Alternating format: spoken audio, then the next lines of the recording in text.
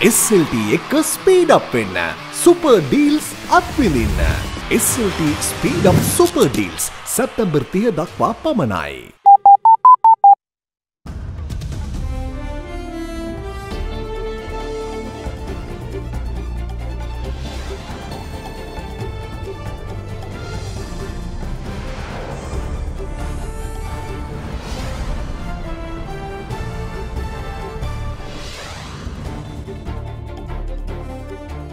Tonight, we decide the winner. President insists the SLFP will be the kingmaker at presidential elections, has strong words for the Prime Minister on emergency cabinet meeting. Just for good measure, President appoints a 5-member commission to probe Easter attacks. Up close and personal, March 12 movement set a public presidential debate ahead of the election, giving the public a close-up view on contenders. A novel opportunity for all of the presidential candidates to come forward and present their ideas and viewpoints about how they will govern the country. Homegrown reconciliation. UK's Lord Naseby tells Sri Lanka that Office of Missing Persons need more attention and country's reconciliation begins at home. I think that the Office of Missing Persons has to get back on track and to be working on this. I am. And he says to me, we don't have the resources. And I find it shocking, quite frankly. All these stories and much more come your way on First at 9 this Sunday, the 22nd of September 2019. Nava Lifebuoy Cool Fresh සහ Lemon Fresh Menthol සහ Lemon සාරයෙන් දහදිය කඳ ඇති කරන සංගවුණු විස බීජ වලින් ආරක්ෂා කර ඔබව fresh කරයි. විස බීජ off, fresh එක on. From AdaDerana, this is AdaDerana First at 9. Live from Studio 24 in Colombo. A very good evening and welcome to First at 9 on AdaDerana 24, Sri Lanka's news channel. I'm Katerina Chan. On your top story tonight, a 5-member commission consisting of sitting and retired judges was being appointed by President Maithripala Sirisena to probe negligence and security failures behind the Easter Sunday attacks. Headed by Court of Appeal Judge Janak De Silva, the commission also includes Court of Appeal Judge Nisanka Karunaratne and retired Court of Appeal Judges Nihal Sunil Rajapaksha and Bandula Kumara Attapattu. Retired Ministry Secretary WMM Adhikari will function as the commission's secretary. The commission's task will be to carry out a comprehensive and impartial investigation into the attacks and seek to intensify persons and organizations who directly and indirectly fail to anticipate and take action against extremist activities leading to the deadly attacks. The other task of the Commission is to study and recommend measures to rehabilitate and assist victims, ensuring public safety and preventing recurrence of such attacks in the future. Now, the Commission is required to submit an interim report in 3 months, a subsequent interim report 2 months after, and its final report in 6 months. A gazette to this effect will be issued at midnight yesterday.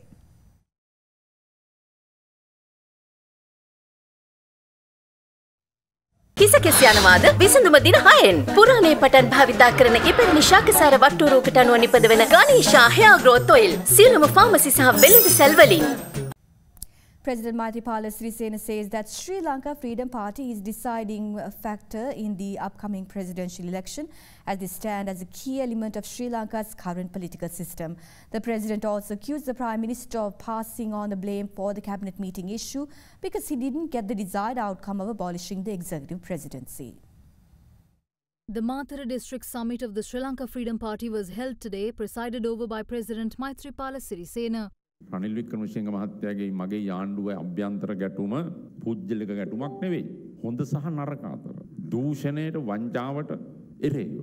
Ranil Wickremesinghe මහත්තයා හිතුවා මා වාගේ කෙනෙක් ජනාධිපති කරලා ඒගොල්ලන්ට බැරි වෙච්ච ජයග්‍රහණයක් ලබාගෙන ආණ්ඩුවක් හදලා ඒගොල්ලන්ට ඕන විදිහට දූෂණ වංචා කරගෙන රට පාවා දීමේ ගිවිසුම් අත්සන් කළා රට ගෙනියන්න තමයි බලාපොරොත්තු වෙන්නේ. නමුත් මම ඒවට ඉඩ දුන්නේ නැහැ. ඒ නිසා ගැටුම් ඇති වුණා. ඊළඟ ආණ්ඩුව හදන යන්ත්‍රයි මන්ත්‍රයි දෙකම තියෙන්නේ ශ්‍රී ලංකා නිදහස් පක්ෂේ. අපි ශක්තිමත් කරන ශ්‍රී ලංකා නිදහස් පක්ෂයේ බලවේගය නැතුව කාටවත් දිනන්න පුළුවන්කමක් නැහැ. අපි තීන්දුව කරන්නේ දිනන්නේ කවුද කියලා.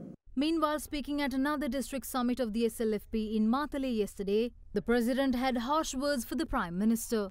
මට බ්‍රහස්පතින්දා උදේ කතා කළා රවි කරුණානායක ඇමතිතුමා. සර් මේ හදිසි කැබිනට් රැස්වීමක් කැඳව ගන්න අපිට ඕනේ. අගමැතිතුමා කිව්වා ජනත්තුමාට කියන්න කියලා. ඒක නිසා අද කොහොම හරි කැඳවලා දෙන්න පුළුවන්ද? මං කිව්වා රවි ඔයා කිව්වට හරියන්නේ නැහැ. අගමැති මගෙන් ඉල්ලීම කරන්න ඕනේ කියලා කිව්ලා එතනින් ටෙලිෆෝන් එක තිබ්බා. දැන් එහෙන් නැහැ උත්තරයක්. මම අගමැතිතුමාට කෝල් එකක් ගත්තා. මං කිව්වා මේ රවි කරුණානායක කියනවා අගමැතිතුමා කිව්වයි කියලා. කැබිනට් රැස්වීමක් කැඳවන්න කියලා හදිසිය අද මේ විධායක ජනාධිපතිවරයා අහෝසි කිරීමේ යෝජනාවක් කැබිනට් එකේ සම්මත කරන්න එහෙම අවශ්‍යතාවයක් තියෙනවද ඕනද කැබිනට් රැස්වීමක් කැඳවන්න? එතකොට අගමැතිතුමා මට කිව්වා ඔව් අපි සාකච්ඡා කළා කතා කළා TNA JVP අපේ පක්ෂ ඔක්කොම කැමති. ඒක නිසා ජනතුමා අද හවස 2යි 4යි අතරේ අපිට කැඳවලා දෙන්න කියලා කිව්වා. ඊට පස්සේ දැන් කැබිනට් රැස්වීම පටන් ගත්තා. මං කිව්වා මේ මගෙන් ඉල්ලීමක් කළා විශේෂ කැබිනට් රැස්වීමක් කැඳවන්න කියලා. ඔව් දැන් ඉතින් කැඳෙව්වා. දැන් ඉතින් මොකන්ද කාරණේ ඔබතුමාලා කියන්නේ? එතකොට ඉතින් අගමැතිතුමා පටන් ගත්තා. මේ විධායක ජනාධිපතිතුමා අහෝසි කරන්න ඕනේ. මේක ජනාධිපතිතුමාත් දුන්න පොරොන්දුවක්. රනිල් වික්‍රමසිංහ මහත්තයාට ඒ ටික පොඩ්ඩක් කියන්න විතරයි ලැබුණේ. එක්සත් ජාතික පක්ෂයේ ඇමතිවරු අනෙක් සුළු පක්ෂවල එතන ඇවිල්ලා හිටු ඔක්කොම නැගිට අගමැතිතුමාගේ යෝජනාවට විරුද්ධව කතා කළා. දැන් ලොකු යුද්ධයක් කැබිනට් මණ්ඩලේ. මං කිව්වා මේ කරුණාකරලා යන්න මේක අහගන්න බෑ කියලා මං කැබිනට් රැස්වීම නැවැත්තුවා. දැන් රනිල් වික්‍රමසිංහ මහත්තයා අද තියෙනවා පත්තරවල කියලා ජනාධිපතිතුමාගේ උවමනාවට තමයි කැබිනට් රැස්වීම කැදෙවි කියලා වැඩේ බකල් වෙලා වෙන්න තියෙන ඒවා ඔක්කොම කරගෙන හොඳටම නාගෙන මේක දැන් මගේ ඇඟේ දාන්න හදනවා. Meanwhile, Prime Minister Ranil Wickremesinghe issued a statement regarding the events leading up to the controversial cabinet proposal to abolish the executive presidency.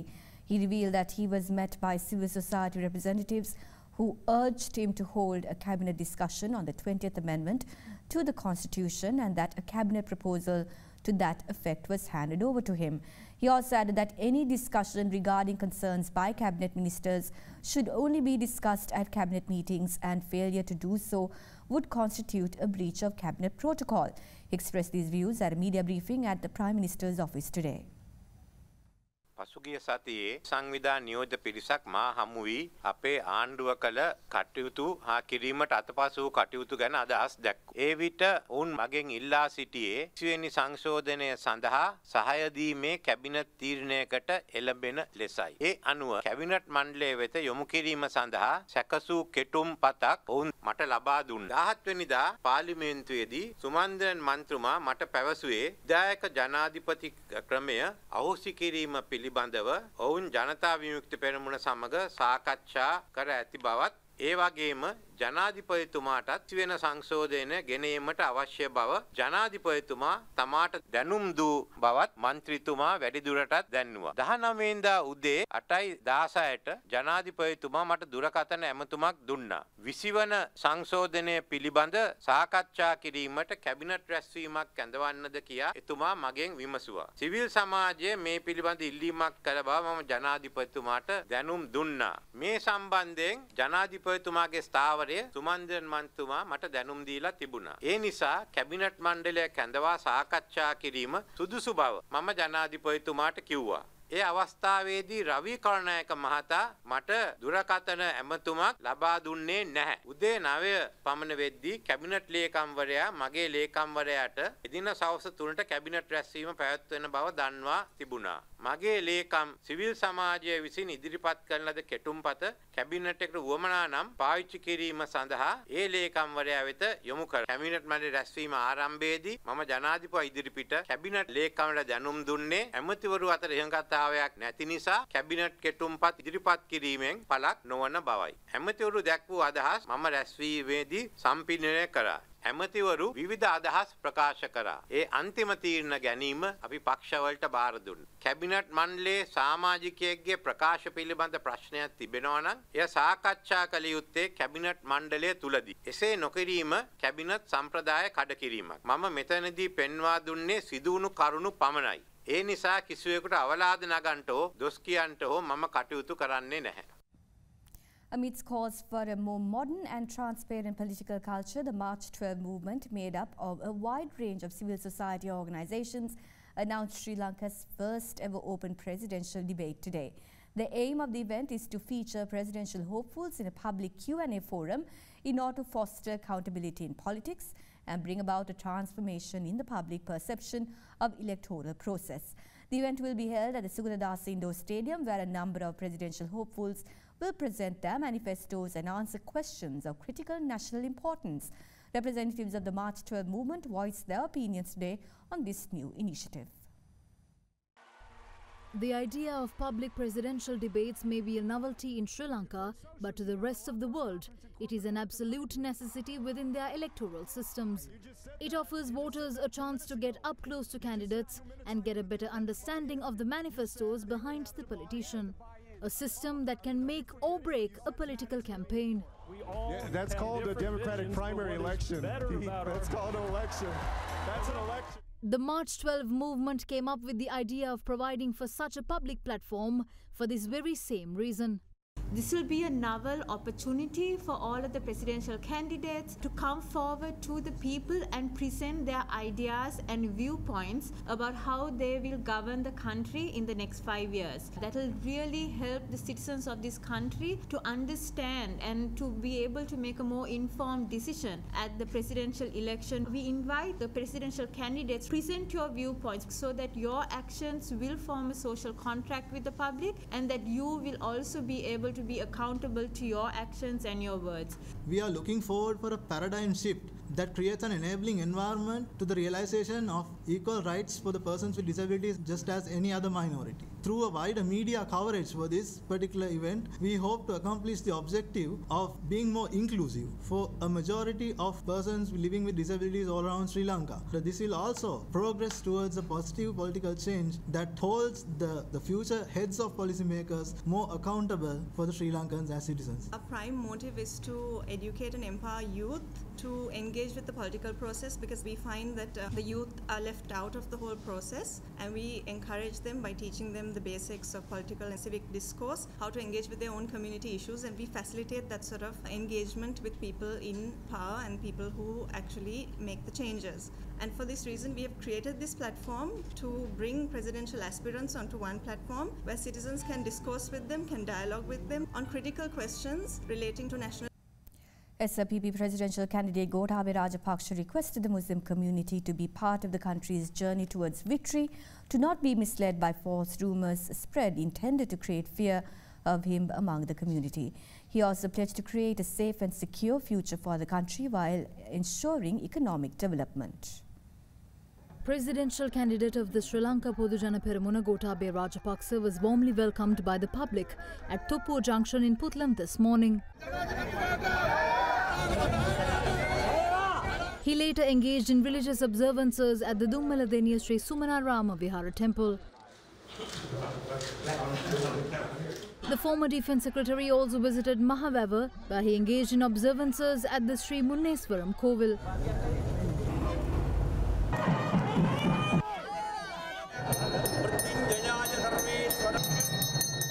Meanwhile, the opening ceremony of the SLPP Puttlam district office was held under the auspices of party leader Mahinda Rajapaksa and presidential candidate Gotabaya Rajapaksa.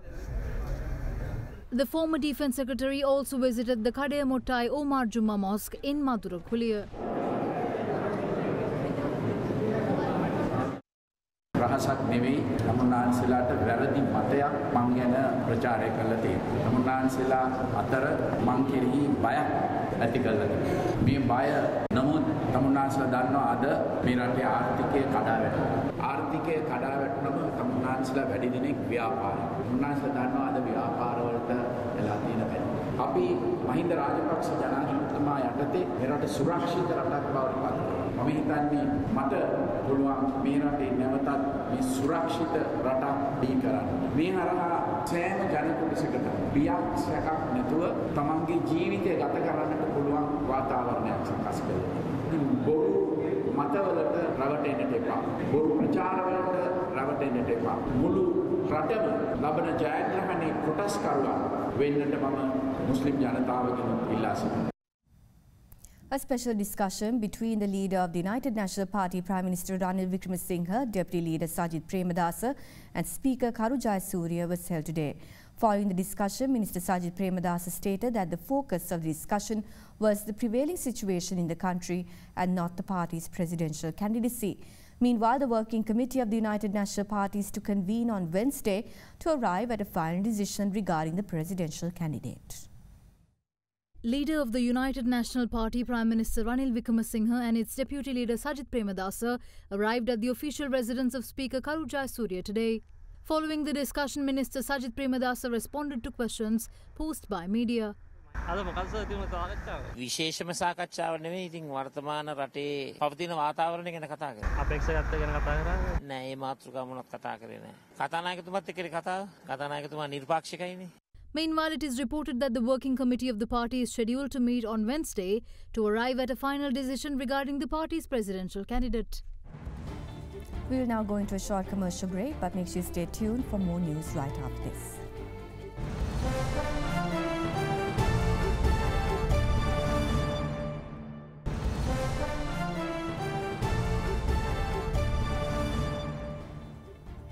Welcome back.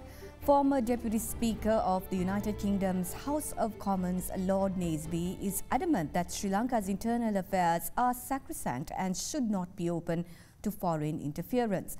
Speaking to Indiva Amwata as a guest on our current affairs program at Hyde Park on AdaDerana 24, Lord Naseby also stressed that the key to reconciliation lies solely in Sri Lanka's hands and that the effectiveness of government bodies like the Office of Missing Persons is imperative to achieving this.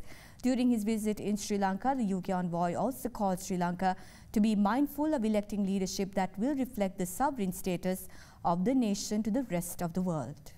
Jasmine Sukha says 75,000 civilians were killed during the conflict here in Sri Lanka. Now, Jasmine, a part of the tri-member committee of the Darusman report.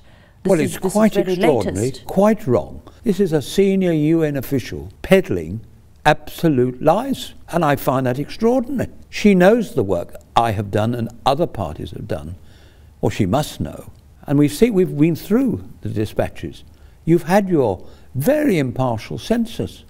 You've had evidence from India, all of which comes down to a conclusion of maybe 5,000, maybe 6,000, no more. And indeed, there are signed statements from one of the major doctors, senior doctors, that he thinks it's only 2,500. And the amnesty filming from the space, that only shows about 2,500. So we don't know the exact number. Colonel Gash, as you say, also, as we know, a senior military officer, somebody who's honoured in the United Kingdom, who was posted in Sri Lanka for his responsibility. But was there a deliberate attempt here to hide the figures? I can't say whether it was deliberate or not. It would be unusual for anybody to have asked a Freedom of Information inquiry. I mean, I think that's what surprised the Foreign Office. And now, there are probably some statements in there that are confidential in the sense that other countries that are friendly nations to the UK will, as part of their contract, really say to the UK, this is confidential, and they would be really alarmed if confidential information was published. Even after I got the dispatches, there were these black lines everywhere. I understand that, but I don't understand the depth of redaction that there is in the dispatches that I've got. So I'd like to go to Resolution 30/1 in 2015 and Resolution 34/1 in 2017, which were both co-sponsored by Sri Lanka. Now, at the same time, this was following the resignation of the government of the United States from the UNHRC, calling it a cesspool of bias. I'd like to know what your view is, and also whether the UK government, the Parliament, has considered revisiting these resolutions, especially because the US was a key party. There is, nevertheless, within the Foreign Office, a view that because it's a former colony, if you like, and there are strong feelings of 500,000 Sri Lankans in the UK, that Britain should continue to take an interest in reconciliation, etc. And I understand that, but it is taking an interest in helping as opposed to interfering. And there's just a recent example last week that comments on good progress. That's good, hopefully further help. But then it throws in this criticism that they didn't like the appointment of the Chief of the Armed Service. Well, that's rubbish. Not our concern who is Chief of the Armed Forces. That's entirely in the purview of Sri Lanka. And I shall be taking it up as soon as I get back. Why do we do this? Not part of reconciliation to do that. It's undermining reconciliation. I do have one worry here, though, and I'm sorry to bring this up, but it is missing persons. It is the key that will unlock the door if we can prove, at least partially prove, and it will take time, I accept that. Are you saying that the Office of Missing Persons has to get back on track and to be working on this? I am, and I've been to see the head of the missing persons here on this trip, and he says to me, we don't have the resources. And I find it shocking, quite frankly. What resources? Financial resources to provide for investigators to track down the individuals. They've got lists of individuals given by the families. Track down where they've actually gone. Were they killed, or have they gone somewhere else in the world? And certainly we have in the UK some illegal immigrants that have come into the UK. I'm sure there's some in Canada, and I'm sure there's some in the USA, and probably some in Australia who are allegedly missing. This is our country, our nation. And how do you, in your view, think all of Sri Lanka can come together to make this a concentrated, concerted effort to clear Sri Lanka's name internationally? I do notice that you are trying hard, and in a strange way, although the tragedy of the Easter bombings, it was a wake-up call, really. Now, I think that any government has to work hard at all levels to make sure that there isn't a separation between Tamil, Muslim, Christian, and the majority population, Sinhalese. You've got to work hard at that. The release of public lands held by the armed forces was the hot topic of discussion as the country's new commander of the armed forces, Lieutenant General Shavindra Silva, met with the governor of the northern province, Dr. Suresh Raghavan, today. The army commander briefed Governor Raghavan on the army's security and humanitarian activities in the northern province, offered assurances that the programs will continue and grow under his leadership. The governor urged the army commander to expedite resolutions on issues relating to the identification and release of private land utilized by the military back to public ownership. In addition, the governor also requested the identification and classification of land that cannot be released by the military due to national security issues. The army commander informed the northern governor that all properties except those falling under national security classification have been released already, and further actions could only be taken if there was any more lands to be released.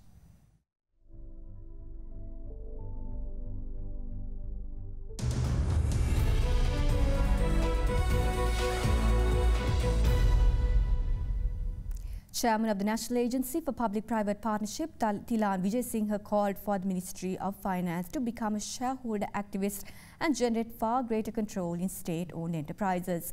Speaking at the recently concluded Economic Summit 2019, he further stressed that public-private partnerships should be considered a topic in state enterprise reforms.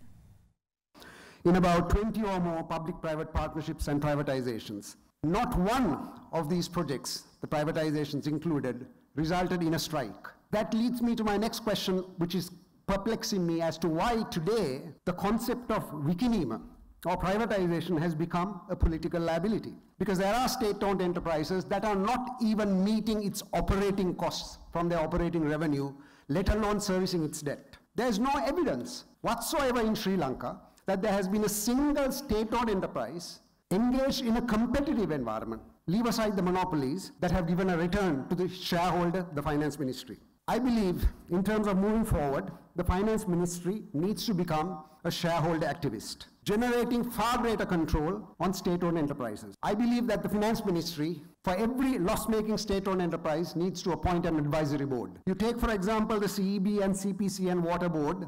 The P&L of the subsidized element of the business must be separated from the P&L of the non-subsidized element. And only then can we have transparency in terms of where the money of the treasury is going. If divestiture is not an option, consider management contracts. Why does the Building Material Corporation have 12 billion rupees worth of land assets and cannot service a 600 million rupee loan? We must consider public-private partnerships, therefore, as a key element of state enterprise reform. The finance minister must have the right to appoint private auditors in addition to the Auditor General as and when he or she chooses. All shares of subsidiary companies of state-owned enterprises must be vested at least 51% in the finance ministry in order to avoid corruption and losses leaked literally leaked through private enterprises, 100% owned by some of these state-owned enterprises. Activate what is called a public investment committee, where all public and private investment projects involved in PPPs are channeled through a centralized public investment committee, where the line agency or the state-owned enterprise must make a case as to why that project should qualify for funding from the consolidated fund or ERD, external resources, or as a PPP. Showcasing an intense demonstration of dance artistry, the grand finale of Sri Lanka's hit dance competition, Derana City of Dance Season 6, sponsored by Fair and Lovely, came to an epic conclusion last night. The competition gave dancers from across the island a platform to showcase their talents and the opportunity to receive a life-changing experience. The finale of the competition was held under the solo, duo and team categories. Derana, Fair and Lovely, City of Dance, Generation Next, Grand Finale. The stage was lit up by the elaborate and energetic performances of many artists.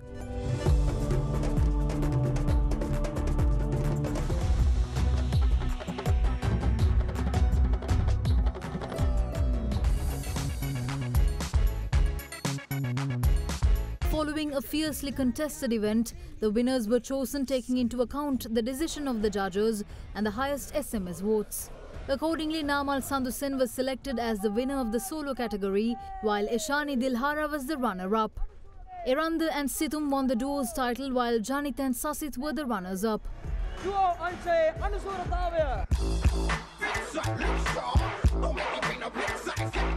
The Island Stumpers ended as runners-up in the team dance category, while the Beat Bullet crew won the championship. Taranga Dance Academy, meanwhile, was placed third in the same category.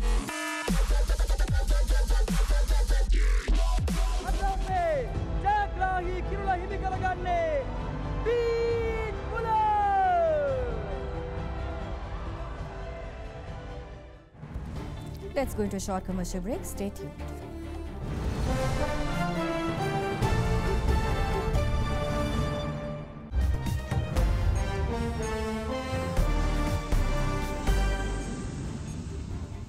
Hong Kong braced for a fresh round of protests blocking access to its busy international airport today after a night of clashes between demonstrators and police in the Chinese territory.